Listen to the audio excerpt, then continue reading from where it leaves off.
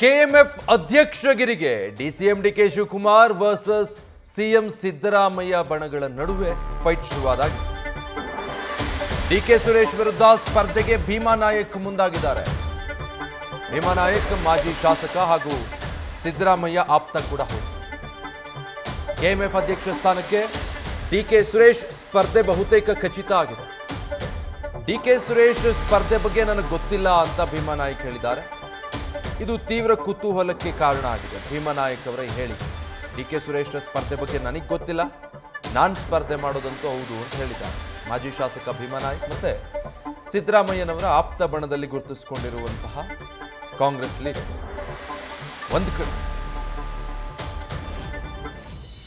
Delegation ಆದಮೇಲೆ KMF ಅಧ್ಯಕ್ಷ ಮಾಡೋದು ಬಿಡೋದು ನಮ್ಮ ಹೈಕಮಾಂಡ್ ತೀರ್ಮಾನ ಮಾಡುತ್ತೆ. ನಮ್ಮ ರಾಜ್ಯದ ನಮ್ಮ ಜನಪ್ರಿಯ ಮುಖ್ಯಮಂತ್ರಿ ಸನ್ಮಾನ್ಯ ಸಿದ್ದರಾಮಯ್ಯ ಸಾಹೇಬರು ಮತ್ತು ಉಪಮುಖ್ಯಮಂತ್ರಿ ಡಿ ಕೆ ಶಿವಕುಮಾರ್ ಅವರು ಮತ್ತು ನಮ್ಮ ಸಹಕಾರ ಸಚಿವರಾದಂಥ ಹಿರಿಯರಾದಂಥ ರಾಜಣ್ಣವರು, ಪಶುಸಂಗೋಪನೆ ಸಚಿವರಾದಂಥ ವೆಂಕಟೇಶ್ ಅಣ್ಣವರು, ನಮ್ಮ ಎಲ್ಲ ಮಂತ್ರಿ ಮಂಡಳದ ಎಲ್ಲ ನನ್ನ ಹಿರಿಯ ಮಂತ್ರಿಗಳು ಮತ್ತು ಎಲ್ಲ ಸಚಿವರುಗಳು ಮತ್ತು ಎಲ್ಲ ಶಾಸಕ ಮಿತ್ರರು, ಅದು ನಮ್ಮ ಪಕ್ಷದಲ್ಲಿ ಹೈಕಮಾಂಡ್ ಇದೆ, ಹೈಕಮಾಂಡ್ ತೀರ್ಮಾನ ಮಾಡುತ್ತೆ. ನಾನು ಕೆಎಂಎಫ್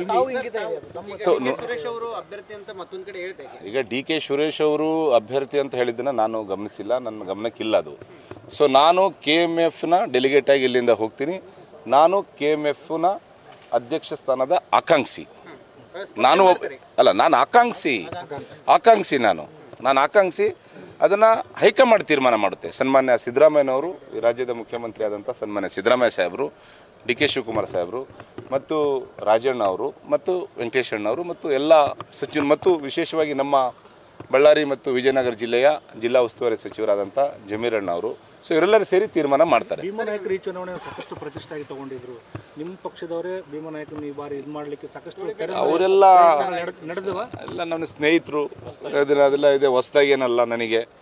ನಾನು ಭಾಳ ಚಿಕ್ಕ ವಯಸ್ಸಲ್ಲಿ ರಾಜಕಾರಣಕ್ಕೆ ಬಂದಿದ್ದೀನಿ. 2004ರಲ್ಲಿ ಗ್ರಾಮ ಪಂಚಾಯತ್ ಸದಸ್ಯನಾದೆ, 2 ಬಾರಿ ಜಿಲ್ಲಾ ಪಂಚಾಯತ್ ಸದಸ್ಯನಾಗಿದ್ದೀನಿ, 2 ಬಾರಿ ಶಾಸಕನಾಗಿದ್ದೀನಿ. ನಾನು ಹುಟ್ಟು ಹೋರಾಟಗಾರ. ನಾನು ಈಸಿಯಿಂದ ಸ್ಥಾನಕ್ಕೆ ಬಂದಿಲ್ಲ, ಹೋರಾಟ ಮಾಡ್ಕೊಂಡೇ ಬಂದಿದ್ದೀನಿ.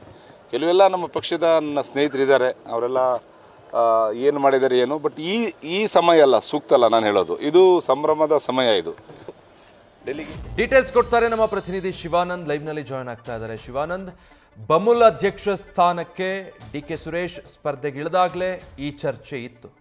ಈಗ ಕೆಎಂಎಫ್ ಅಧ್ಯಕ್ಷಗಿರಿಗೆ ಸಿಎಂ ಡಿಸಿಎಂ ಬಣಗಳ ನಡುವೆ ಗುದ್ದಾಟ ಶುರುವಾದಂಗಿದೆಯಾ?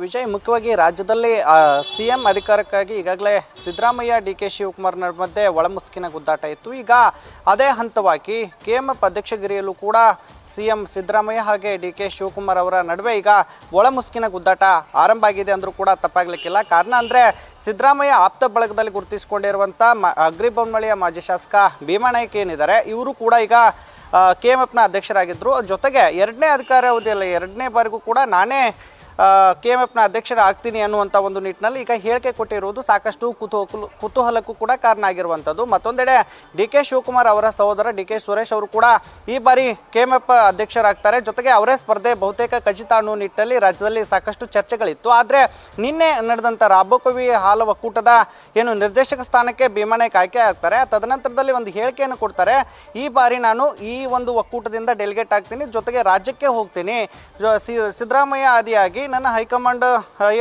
ಜೊತೆಗೆ ಚರ್ಚೆ ಮಾಡಿ ನಾನು ಕೂಡ ಸ್ಪರ್ಧೆ ಮಾಡ್ತೀನಿ ಅನ್ನುವಂಥ ಒಂದು ಹೇಳಿಕೆ ನೀಡಿದ್ರು. ಇದು ಸಾಕಷ್ಟು ಕುತೂಹಲಕ್ಕೂ ಕೂಡ ಕಾರಣ ಆಗಿರುವಂಥದ್ದು. ಯಾಕಂದ್ರೆ ಸಿದ್ದರಾಮಯ್ಯ ಅವರ ಆಪ್ತರಾಗಿರ್ತಕ್ಕಂಥ ಭೀಮಾ ನಾಯಕ್ ಒಂದ್ ಕಡೆ ಆದ್ರೆ, ಮತ್ತೊಂದು ಕಡೆ ಡಿ ಕೆ ಶಿವಕುಮಾರ್ ಅವರ ಸಹೋದರ ಡಿ ಕೆ ಸುರೇಶ್ ಏನಿದ್ದಾರೆ, ಅವರು ಕೂಡ ಈ ಬಾರಿ ಕೆಎಂಎಫ್ಗೆ ಸ್ಪರ್ಧೆ ಮಾಡ್ಬೇಕನ್ನುವಂಥ ಒಂದು ನಿಟ್ಟಿನಲ್ಲಿ ಈಗಾಗಲೇ ಸಂಪೂರ್ಣದಂಥ ತಯಾರಿಯನ್ನು ಮಾಡ್ಕೊಳ್ತಾ ಇದ್ದಾರೆ. ಆದರೆ ಎಲ್ಲೋ ಒಂದು ಕಡೆ ಭೀಮಾ ನಾಯಕ್ ಅವರು ಕೂಡ ನಾನು ಕೂಡ ಈಗ ಸ್ಪರ್ಧೆ ಮಾಡ್ತೀನಿ, 2ನೇ ಅಧಿಕಾರಾವಧಿಗೂ ಕೂಡ ಮುಂದುವರಿತೀನಿ, ಯಾಕಂದ್ರೆ ನನ್ನ ಅವಧಿಯಲ್ಲೂ ಕೂಡ ಕೆಎಂಎಫ್ ಸಾಕಷ್ಟು ಅಭಿವೃದ್ಧಿ ಆಗಿದೆ, ಜೊತೆಗೆ ರೈತರಿಗೆ ಸಾಕಷ್ಟು ಬೆಂಬಲ ಬೆಲೆ ಆಗಿರ್ಬೋದು, ಜೊತೆಗೆ ಲಾಭಾಂಶವನ್ನು ಕೊಡುವಲ್ಲಿ ನಾನು ಕೂಡ ಯಶಸ್ವಿಯಾಗಿದ್ದೀನಿ. ಹಾಗಾಗಿ ಈ ಒಂದು ಆಧಾರವಾಗಿ ಇಟ್ಟುಕೊಂಡು ನಾನು ಕೂಡ ಹೈಕಮಾಂಡ್ ಮುಂದೆ ಹೋಗ್ತೀನಿ, ಜೊತೆಗೆ ಕೆಎಂಎಫ್ಗೆ ಸ್ಪರ್ಧೆ ಮಾಡ್ತೀನಿ ಅನ್ನುವಂಥ ಒಂದು ನಿಟ್ಟಿನಲ್ಲಿ ಹೇಳಿಕೆಯನ್ನು ಕೊಟ್ಟಿರುವಂಥದ್ದು. ಜೊತೆಗೆ ಈಗಾಗಲೇ ಅಧ್ಯಕ್ಷ ಸ್ಥಾನ ಇನ್ನೇನು ಕೆಲವೇ ದಿನಗಳಲ್ಲಿ ಬಳ್ಳಾರಿ ರಾಬೋಕವಿ ಇದೆ, ಈ ಒಂದು ಒಕ್ಕೂಟಕ್ಕೆ ಈಗ ಅಧ್ಯಕ್ಷ ನೇಮಕ ಆಗುತ್ತೆ. ಅದು ಕೂಡ ಬಹುತೇಕವಾಗಿ ಭೀಮಾ ನಾಯಕ್ ಅವರೇ ಅಂತಿಮ ಅನ್ನುವಂಥ ಒಂದು ನಿಟ್ಟಿನಲ್ಲಿ ಈಗ ಚರ್ಚೆ ಆಗ್ತಿರುವಂಥದ್ದು. ಈ ನಿಟ್ಟಿನಲ್ಲಿ ಮತ್ತೆ ಇಲ್ಲಿ ಬಳ್ಳಾರಿಯಿಂದ ಅಧ್ಯಕ್ಷರ ಅಧ್ಯಕ್ಷರಾಗಿ ಹೋದ ನಂತರದಲ್ಲಿ KMF ಅಧ್ಯಕ್ಷ ಸ್ಥಾನಕ್ಕೂ ಕೂಡ